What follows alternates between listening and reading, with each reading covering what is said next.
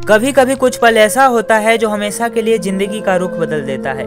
12 जून 2025 सैकड़ों लोगों के लिए एक ऐसा ही मनहूस तारीख बन गई। एक हवाई जहाज, सैकड़ों लोग और एक दर्दनाक कहानी। 1 करोड़ मैं दूंगी, मेरा पापा मुझे वापस करो।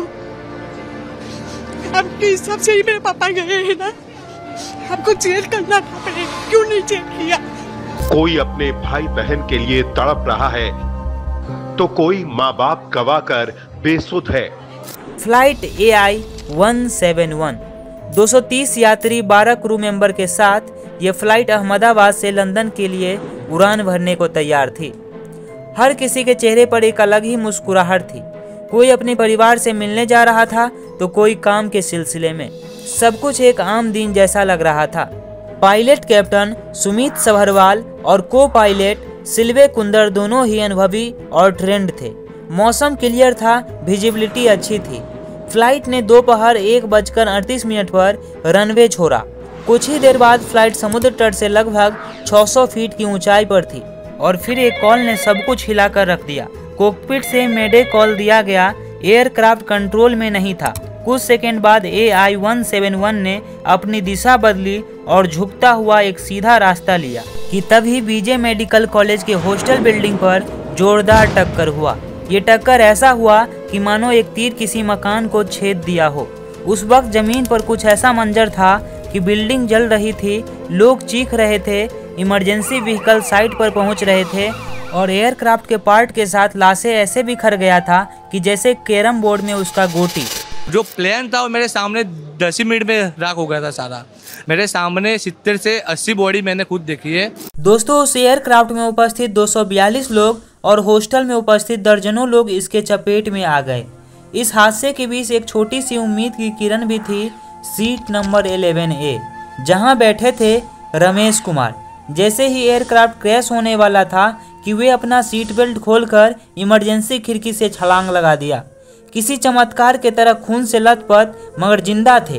वो बताते हैं कि जब मैं कूदा सब कुछ अंधेरा हो गया था, मगर जब आंख खुली मैं जमीन पर था। जब टेक ऑफ हुआ ना तो सडनली 5-10 सेकंड कैसे लगा जैसे स्टक हो गया वो। बाद में प्लेन में लाइट ऑन हो गई, ग्रीन और व्हाइट।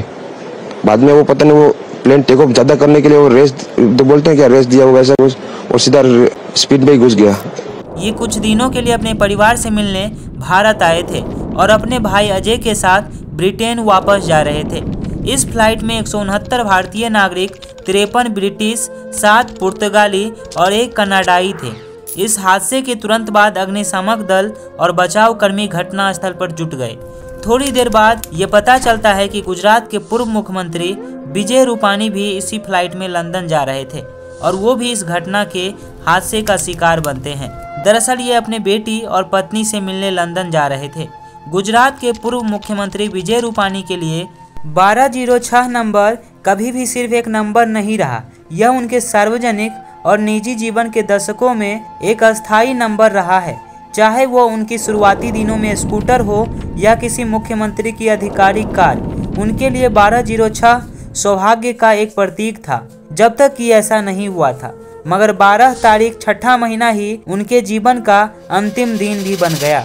ये है रोशनी सोंघरे, जो कि 27 वर्ष की थी। ये उसी विमान में सवार चालक दल के सदस्यों में से एक थी। उनके रिश्तेदार ने बताया है कि हाल में ही एयर इंडिया में फ्लाइट अटेंडेंट के पद पर कार्यरत थी। उन्होंने बताया कि एयर होस्टेस बनना इनका सपना था और बनी भी, मगर ये भी इन घटना का शिकार हो गई।